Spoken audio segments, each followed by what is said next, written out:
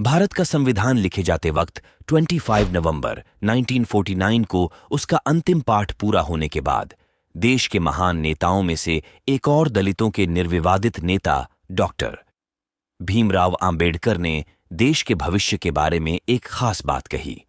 Doctor Ambedkar ने कहा, 26 जनवरी 1950 को हम विरोधाभासों भरे जीवन में प्रवेश करने जा रहे हैं। राजनीतिक जीवन में तो हमारे पास समानता होगी, लेकिन सामाजिक और आर्थिक जीवन में असमानता होगी।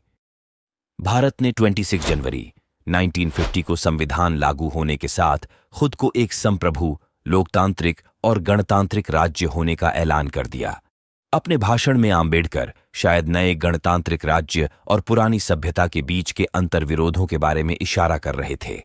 उन्होंने कहीं और कहा कि लोकतंत्र भारतीय भूमि का केवल ऊपरी पोशाक है।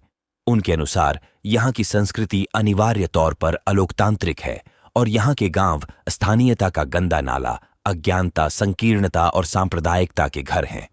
भारत जैसे गरीब और गैर बराबरी वाले देश में संविधान के जरिए छुआछूत खत्म करना, वंचितों के लिए सकारात्मक उपाय करना, सभी वयस्कों को मतदान का अधिकार देना और सबके लिए समान अधिकार तय करना बहुत बड़ी उपलब्धि थी। ये उस देश में हुआ जिसके बारे में महान जर्मन दार्शनिक हीगेल ने कहा था कि भारत लगातार जड़ और स्थिर रहा है। 299 सदस्यों वाली संविधान सभा ने 1946 से 1949 के बीच के उथल-पुथल भरे 3 सालों में काम किया।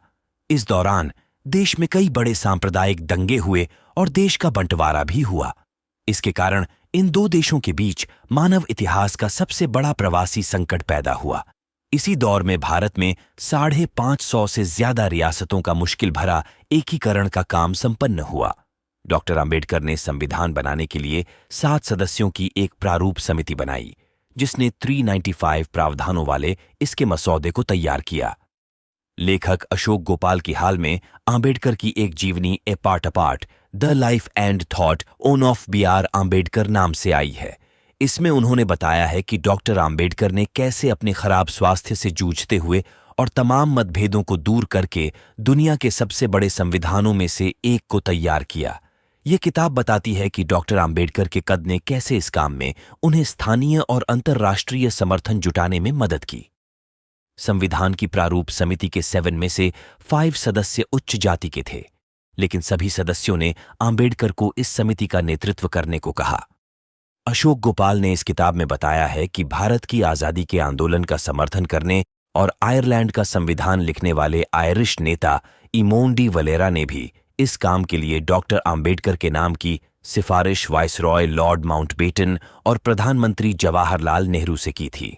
इस बात का पता वाइसरॉय माउंटबेटन की पत्नी एडविना माउंटबेटन द्वारा अंबेडकर को लिखे गए एक पत्र से चला। एडविना माउंटबेटन ने डॉक्टर अंबेडकर से यह भी कहा था कि वे निजी तौर पर खुश हैं कि संविधान निर्माण की देखरेख वे कर रहे हैं, क्योंकि वे ही इकलौते प्रतिभाशाली शख्स हैं जो हर वर्ग और मत को एक समान न्याय दे सकते हैं। अशोक गोपाल लिखते हैं कि मार्च 1947 में वाइसरॉय का पद संभालने के तुरंत बाद लॉर्ड माउंटबेटन ने डॉक्टर अंबेडकर के साथ बेहद दिलचस्प और सार्थक बातचीत की थी।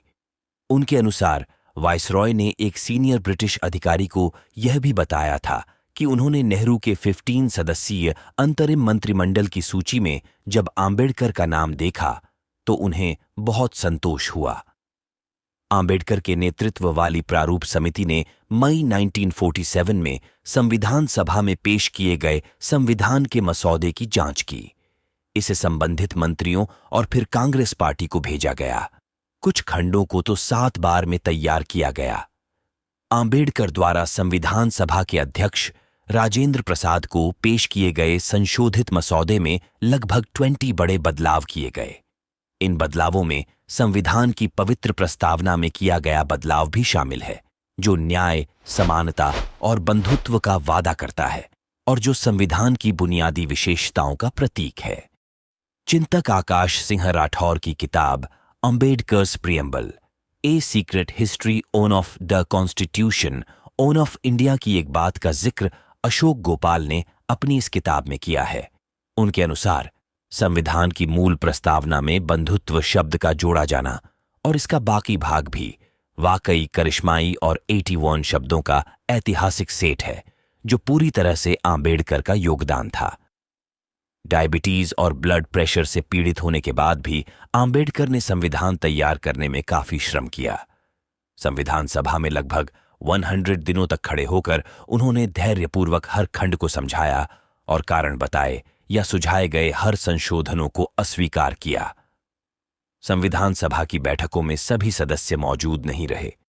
प्रारूप समिति के एक सदस्य टीटी कृष्णामाचारी ने नवंबर 1948 में संविधान सभा में कहा कि मृत्यु, बीमारी और अन्य व्यस्तताओं के कारण अधिकांश सदस्य पर्याप्त योगदान नहीं कर सके, जिसकी वजह से यह संविधान तैयार करने का बोझ डॉ. आंबेडकर पर आ पड़ा।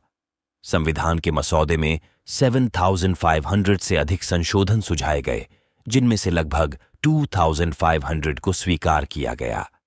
आंबेडकर ने सीनियर सिविल सेवक एसएन मुखर्जी को इस प्रारूप निर्माण का मुख्य श्रेय दिया, जिनके पास कानून के सबसे जटिल प्रस्तावों को भी बिल्कुल आसान ढंग से रखने की क्षमता थी।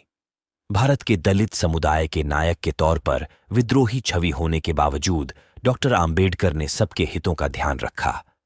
अल्पसंख्यकों के लिए अलग निर्वाचक मंडल की उनकी मांग संविधान सभा ने खारिज कर दी।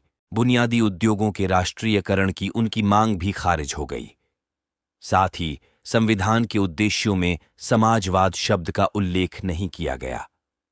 9 दिसंबर 1946 को जब संविधान सभा की पहली बैठक हुई तो आंबेडकर ने कहा, मैं जानता हूं कि आज हम राजनीतिक, सामाजिक और आर्थिक रूप से बंटे हुए हैं। हम लड़ते हुए खेमों का समूह हैं। मैं यहां तक स्वीकार करता हूं कि शायद मैं भी ऐसे खेमों के नेताओं में से एक हूं।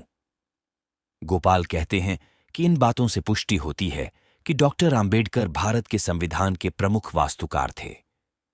उनके पास एक सुंदर नजरिया था और उन्होंने संविधान के हर भाग को अंतिम रूप देने में अपना योगदान दिया।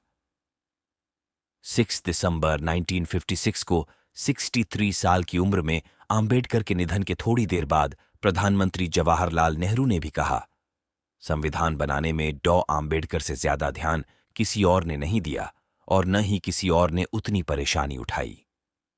संविधान बनने के 73 साल बाद भारत का विशाल और विविध लोकतंत्र गंभीर चुनौतियों से जूझने के लिए एक साथ खड़ा है।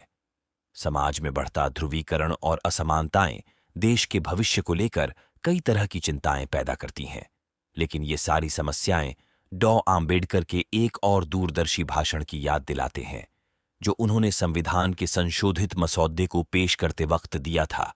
उन्होंने कहा था, भारत में अल्पसंख्यकों ने बहुमत का शासन वफादारी से स्वीकार किया है। अब ये बहुसंख्यकों पर निर्भर करता है कि वे अल्पसंख्यकों के खिलाफ भेदभाव न करने का अपना कर्तव्य निभाएं। वीडियो अगर आपको पसंद आया हो लाइक करें और चैनल को सब्सक्राइब करें। अपना सुझाव कमेंट जरूर करें।